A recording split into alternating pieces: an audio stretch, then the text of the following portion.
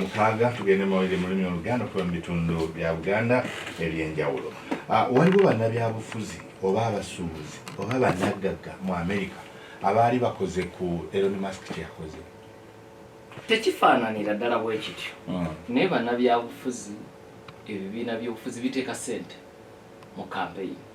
Era ebiseera ebisinga batondawo ebibiina nga bya kalulu bya kiseera kya kalulu. Kibanga kitongole kya bwannakyewa kikungaanyiza ssente ne zikola ku kalulu, kugula obulango n'ebirala. Kati kino ekya Elon Musk kya njawulo kiba kyola nti n'abaamu abiri kubanga waliwo banna Republican Party 11 ng'amu ku bo baali n'abannamateeka naye nga bakolerako gavumenti za Republican Party ez'enjawulo. Mu bbaluwa gye baawandiikidde Justice Department ya America baagaye nti kino tebalina tteeka butereevu lye bajuliza naye balaba kiyinza okukontana n'amateeka so baagala ki ekitongole kya Justice Department kinoonyereze eraga nti we are aware of nothing like this in modern political history. Kintu kye batategeera so kiba kyetaaga okunoonyerezebwako batuuke ku ntobo yakyo naye ng'okuteeka ssente bikolebwa ekyokulabirako. Era Musk bwe yabadde yewoza ku yagenze ku mukutu gwe ogwa X kubeera ye nannyini gwo n'ajuliza munne bwe bavuganya nannyini kampuni ya Meta Mark Zuckerberg nti mu mwaka 2020 yateeka ssente obukadde bwa dola za America 400 mu kalulu ako. Naye lwakuba teyamazeeyo yaziteekamu atya. Ezize tezalinga za Elon Musk.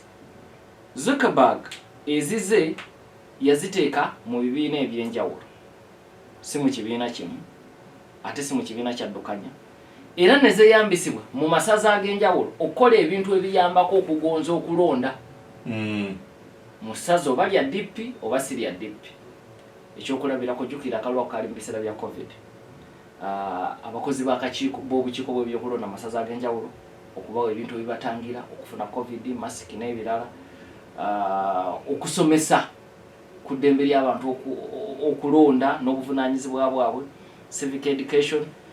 Bayinza batya okulonda mu mbeera ya COVID naye ne batasaasaanya bulwadde, naddala abakozesa enkola ey'okusaba akalulu bakakuweereza awaka mu posita kuba enkola yali mpya ku bangi emabega eri.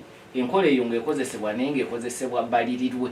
Tobeewo ogenda kubeera wabweru wa ggwanga naye ku luno nga wooli naye embeera ya COVID weewala okubeera mu bifo ebyolukale gy'onoofuna obulwadde.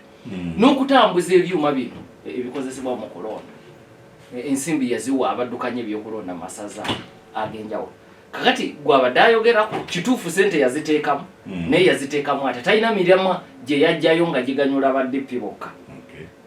Naye era n'aba Republican Party tebakisanyukira.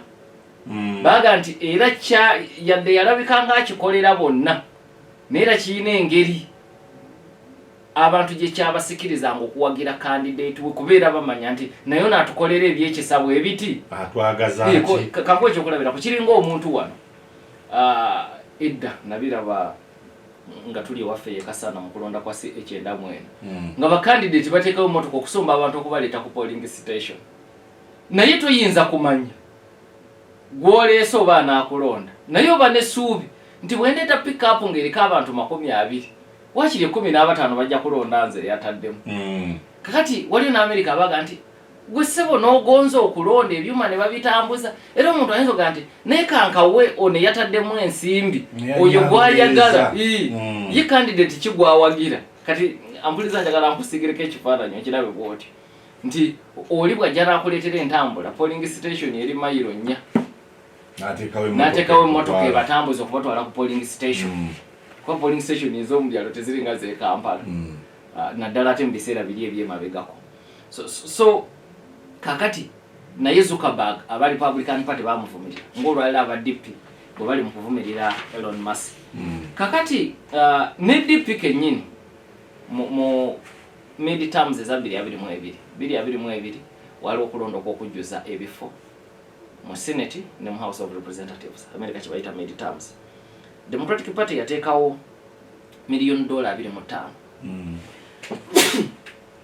ampuliriza onsasiremu katono so DP yatekawo $1 million 25 zikozesebwe okunga abantu okwewandiisa okulonda tebaga nti mulonde gundi naye ensimbi ezo nga zikozesebwa zitya kusasula bulango kuzi TV ne radio tibannange buvunanyizibwa bwamwe mujje mulonde n'ebirala tezakozesebwa kuwa abantu nti mulonde candidate ono ku kifo kya senate mulonde ono ku bwa governor mulonde ono okubeera congressman oba congresswoman so ensimbi okudde ku kibuuzo kyo ziteekebwamu naye tewali yabadde kuziteekamu nga Elon Musk kye yakoze kiyinza okubeera ekizibu okubaako omusango gw'omuvunaana naye kijja kuwa America ekyokuyiga nti yeetaaga okwongera okunyweza amateeka g'ebyokulonda ensi buli lwegenda ekyuka abantu basala amagezi mangi obwongo bugenda bukyuka